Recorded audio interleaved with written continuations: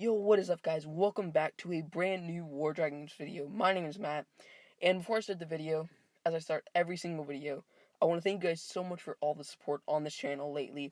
My last video, which was uploaded 9 hours ago, has gotten 8 likes, which is almost rivaling a video that I made a month ago almost that has 10 likes. In 9 hours, you guys like that video so much, and I really do appreciate all the support. We are very, very close to 50 subscribers, which is incredible. Thank you for War Dragons for retweeting the tweets. I think that's kind of gotten a lot of people to see me. And obviously, I'm not doing it, for self stuff, but I'm trying to share you guys some guides and stuff like that. And apparently, you guys are really enjoying it. So, again, let me remind you, I have a giveaway going on for however many subscribers I have. That is the amount I'm giving away.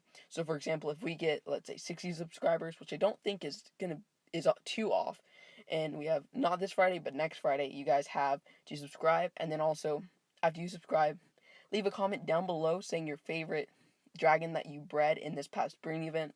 And then also either follow me on Twitter or message me in game, and I will put you in a War Dragons chat, which you guys can give me video suggestions, feedback, ask me any types of questions. A couple of these videos that I've done have actually been suggested. This one was actually by Lasercorn. Again, this guy, crazy. I know you're watching. Thank you so much for all the good ideas. And so today's video, last one was Gold Dragons. This one is Platinum Dragons. So I know this video is geared towards a little bit of a smaller population of players, because most players are around the stage where Gold Dragons are very important. But for the few that Platinum Dragons are kind of getting to the point where you're starting to breed them, this video is for you. Alright, so the top 6 dragons. So I say 6 because there's a couple dragons that I feel are tied for place, and that was the same thing for the golds. But these are my opinion only. Remember, I've been playing for about a year now, so I kind of know what the metas are. And if you don't want to follow, what I say, obviously you don't have to. I'm just giving you what I've seen. So the first top dragon, hands down, no one will probably argue with this, and that is Rizar. He is a hunter dragon, and he's legendary. That's basically all you need to know. But other than that, he has Cloak, and he has Steel Essence. Again, Steel Essence is a staple in every single hunter dragon, basically, after Gold Tier, or including Gold Tier.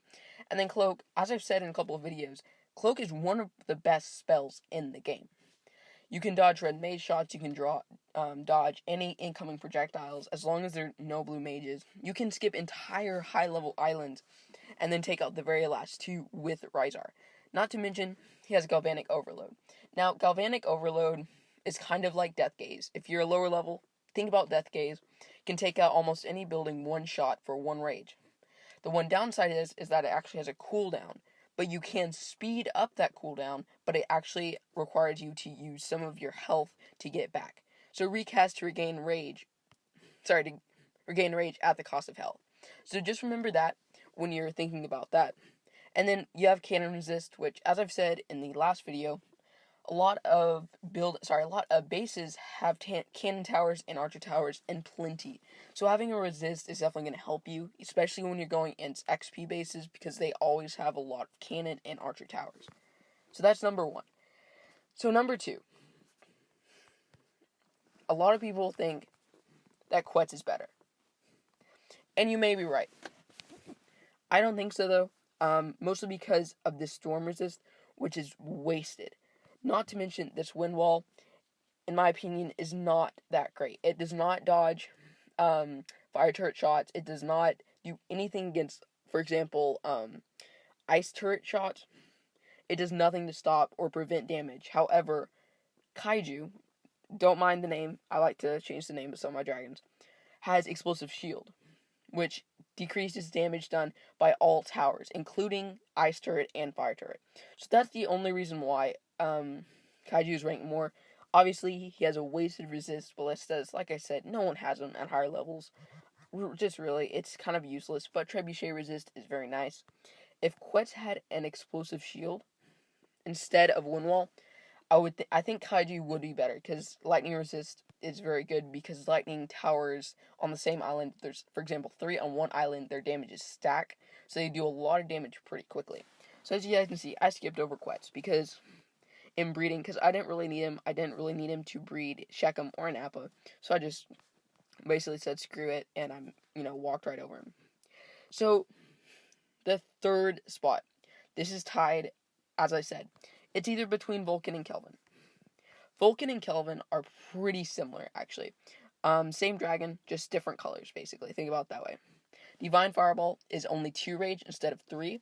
Same concept as the normal, just 2 rage. So less rage spent, which is a nice bonus because, as we all know, sorcerers need rage to do anything. They have very powerful spells, yes, but they require a lot of rage. So, Divine Fireball, Rising Phoenix, pretty good. However, there are glitches constantly with Rising Phoenix where it won't actually revive you. So it's kind of a lost cause sometimes. And then, of course, Spell Flux, which is a staple on most sorcerers, basically platinum on. Then you have Archer Resist, which is not too bad either. So Kelvin, in my opinion, is better. Out of the two, I would go with Kelvin because he does have an Ice Turret Resist, which on any dragon is really, really good. Not to mention, again, Spell Flux.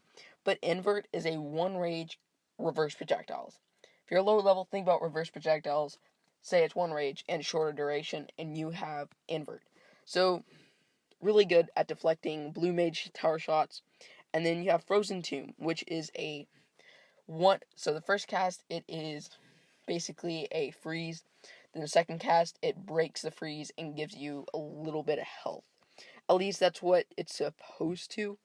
It doesn't always work. Obviously, this is War Dragons or Eclipse Dragons or whatever. So between those two, definitely would say that Kelvin might be the best one to go for. However, most breeding guides have you breed Vulcan and Kelvin at the same time. So if you're looking at incubating one first, go with Kelvin. So the next ones are the epic. So you have Cryzan. Cryzan is, I didn't even realize this guy was here until I noticed on one video, I believe Iman had this guy on his thumbnail, and I had no clue who this guy was. You just never hear of him. You hear of Nakura, you hear of Kulan especially, you hear of Jagra mostly, but you never hear this guy. And Blister Resist is horrible, as I've said before. So Cryzan, definitely not on the list. So it has to be Jagra. This is probably the first epic you're going to get, and it's definitely well worth it, because again, you have the staple Steel Essence. I'm actually going to be doing a video, again, wanted by Lasercorn, and he wanted me to do a video on, basically, guides on Steel Essence, and I will definitely be doing that either today or tomorrow. I don't want to put out way too many videos, but I do want to, kind of keep up daily content as much as possible. Then you have Galvanic Overload, again, kind of like Death Gaze, but it's only 1 rage. And then you have Trebuchet Resist, which is pretty good. It's not horrible, it's not, insanely good either, but it's just kind of one of those resists that you're glad to have it. You don't really want to lose it, but you could have a better one. So I think that will actually wrap it up. If you guys did enjoy it, leave a like down below. If you guys would like to see some tier reviews on other tiers like green, I know green is a pretty big tier actually. I would be down to do some on the green tier. Before green, really, you have Amarok, which is obviously the best. Then you have, the blue, which it really doesn't start mattering of what dragons you get until you get about gold. I'd say gold is really when you want to have a really firm understanding of what dragons you're good at. Remember, guys, always use the breeding guides. If you search up War Dragon Amoeba breeding guide, it will be the first link to come up, and follow those breeding guides. They will save you hundreds of thousands of breeding tokens. Trust me. I started out the game, and once I got to green, I had no clue there was a breeding guide until I got to green. And I wasted legitimately 3 months I was on so much, and I barely got to green. And then I got a breeding guide, and I finished green and gold within 2 months.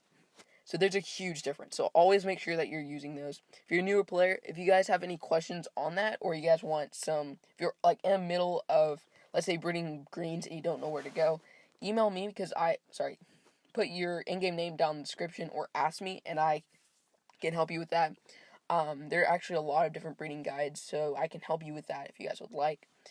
If you're in the chat right now, then definitely just talk to me in there and I can help you out. Either way, hope you guys enjoyed. Leave a like if you did, and I will see you guys next time. Thanks.